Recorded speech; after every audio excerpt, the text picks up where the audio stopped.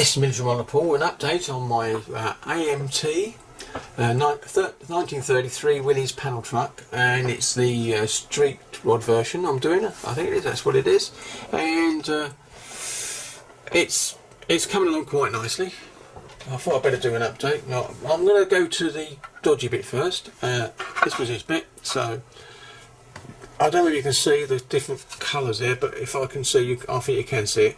There's the actual windscreen bit that goes inside the actual van there. Just pops it, meant to pop in there and sit there, and you can glue it. It don't pop in there. Every time you put it there, it falls through straight away because it's the actual window frame is smaller than what the actual recess is that it sits in.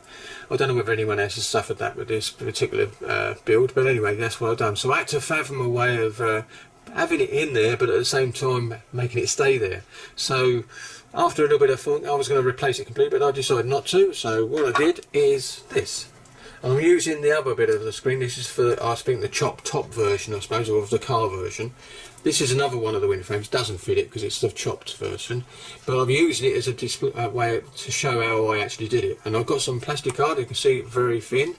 Glued it to there the right way round. Glued it to there. And then, once it was glued and left there for about half hour to dry, I went round with my scraper, this one, and slowly but surely, taking me time, going round and round and round and round the inside. So the window dropped out, and this is the one that came out, which is going to be my template for the glass that I'm going to replace the kit part with inside, and obviously make it slightly bigger than this so it actually fits the frame inside. That's what I'm going to be doing. So it'll be very clear. And so I'll be able to see through it better. And that's what I did. And then I sat around with my scissors and cut round until I kept doing it. And then I used a file to keep going around the outside. So I had a lip all the way around so it eventually would fit inside. And as you can see, there is a bit of a white plastic card lip inside, which won't matter too much because you're not going to see it, but it does actually fit lovely and it worked. And you may also see this bit was fit in place. What I used there is because, again, that bit just wouldn't sit there, and when it did sit there, it was sat in the wrong position. So I tacked it in place with a bit of this cement. So I found it was the best one for actually doing it with at the time. I do use Tamar extra thing all the time, but I actually use that. It seemed to be a little bit better to get hold of it. So I dabbed it in the places until it was in the right position, like it is there. I think you can see. And then, using my extra thin white plastic filler, as I call it, is a filler, but it's plastic, but it's very runny. And what I did is I went to this side, and then you can see I painted it inside to fill the crevices all the way around. So you've got a nice free. And the good thing is it gives an extra bond because it's glue, but it's also plastic, so it melts into the plastic into each other. So that is actually completely good there. There's a bit of a glue mark down there, but that doesn't matter because when you're sanded it sort of goes away. Oops, so it goes away.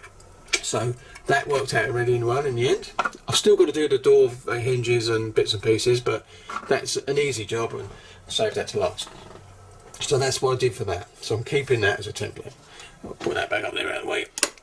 Right, next thing I did was I've done the handles, took the handles off, and I think I showed you that, and I've put some circles in there using my cutter, and it's there, and that's ready for the handles. Now I found a bit of material for the handles, and this is it. That's going to go in there nicely. It's going to be an handle, and I can use that for the handle, so that's good.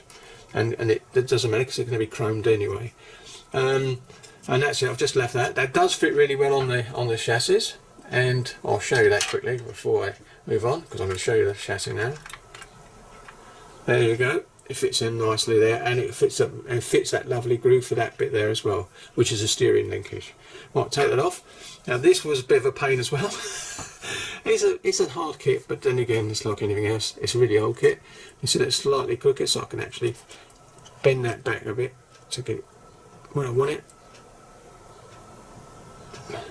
Widget will do. There you go. And the other one's okay anyway. The shock absorbers, you can see there, they're black. I've actually sprayed it there because it's not going to show up for too good. It didn't fit to the plate of the actual floor of the vehicle. so I had to get myself a bit of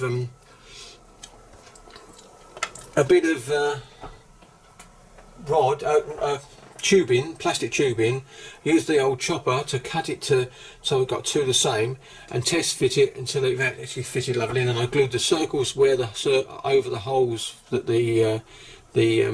so you can see the hole underneath through the tube, and let them dry, and then they fitted it and test fitted it, and it worked perfectly. This was all a bit of a pain, but because I think if you remove the chrome off of stuff, and it leaves that sort of yellowy colour plastic, and the only way I could do it is by doing a little bit of light sanding and then get it to fit. And again, this glue seemed to work better for it as well. So, but it's like anything, if you have more than one glue, you've got plenty of chances of getting it done. Anyway, so I left that overnight, and that basically took a while to do, and it's been cleaned up a lot, and it's worked all right, so I'm happy with that. So, and I'm using that bar, as you can see at the back. That's going to be painted gloss black, and then I'm going to mask it up, and most probably mask it up so I can actually have aluminium, or just leave it black, because I think it looks quite nice in black anyway. So that'll be that's been done. So that's been there and there. Next thing is the instrument panel.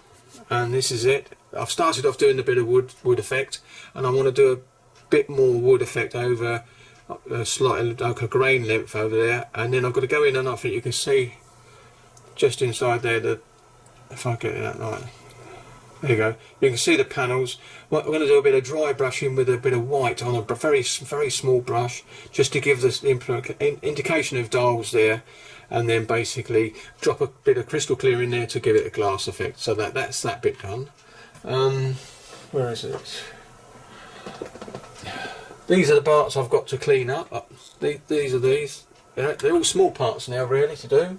And as you can see, I've got the headlights and that stuff, stream all cut off, ready to be dealt with. That's okay.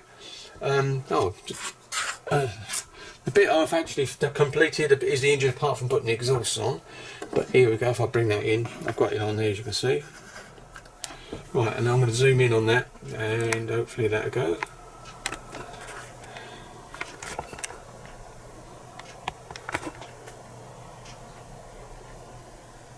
There you go.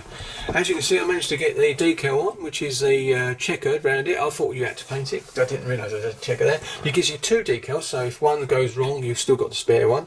I've kept the other one because I managed to get it on using some decal setting solution, which basically held it on there and kept shrinking it down. And then once it was dry, then I trimmed any clear bits that was hanging off the side, and then went up with a rubber black paint, life colour paint round to make sure it's all tidied up. But as you can see, whoops, it's not looking too bad. I've got a bit of a mark there, that's where I actually knocked it, but of course that's underneath, but I will give it a touch up later. Yeah, quite pleased with it. I had to drill out all the actual slots and the top of the distributor there. I haven't got the centre one in. The reason because I'll wait to find out where it goes, but if not, you won't even notice it's there anyway. But the cables, I'm not sure whether that is the correct route from either. But I couldn't see them going out, dropping over this fan area, or going between that bit there. So what I do is I run them around the outside. At the end of the day, if that was my vehicle, I'd make sure that it tidied up and looked better. So I've run the cables round this side of the other rocker covers over there, and done it over here. I haven't put no boots on them.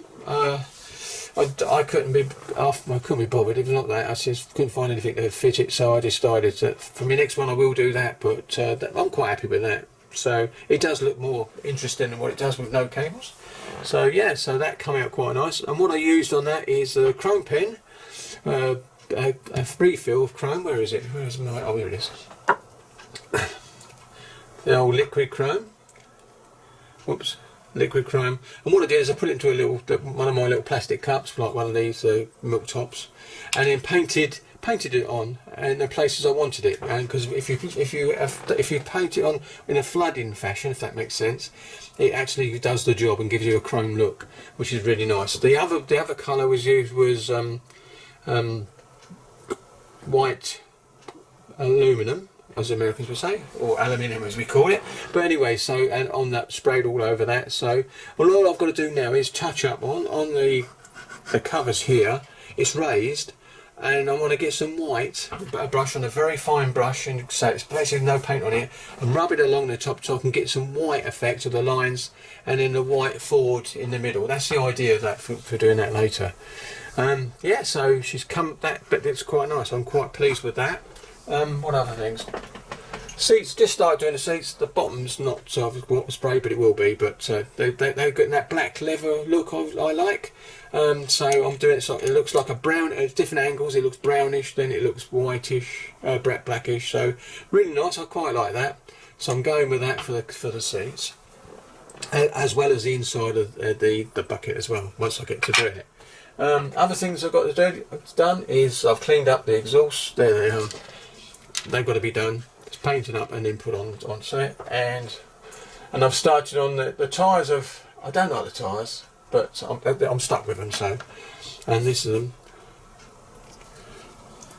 They're not too bad, but I'm picking the best side for the outside when I do it. So that'd be the main thing. So the tyres are actually done, and well, you know that bit's done because we're just going to have the headlights sorted out, cleaned up, ready to test fit, and then I will put them at the end. Exhausts have been done, as you remember last time, so they're done. I'm not going to muck about showing those. And I've got these being filled.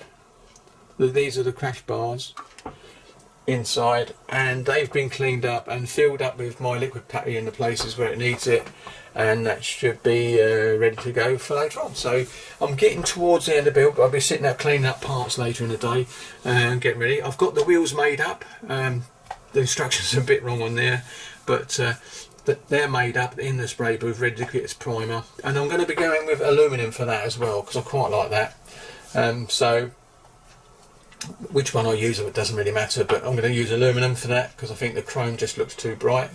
But it's nice on the engine, it gives that a bit of a tonal difference. So that's really it really for this, and that's me done for this update. I thought I'd better do a quick update on it to show you what I've got.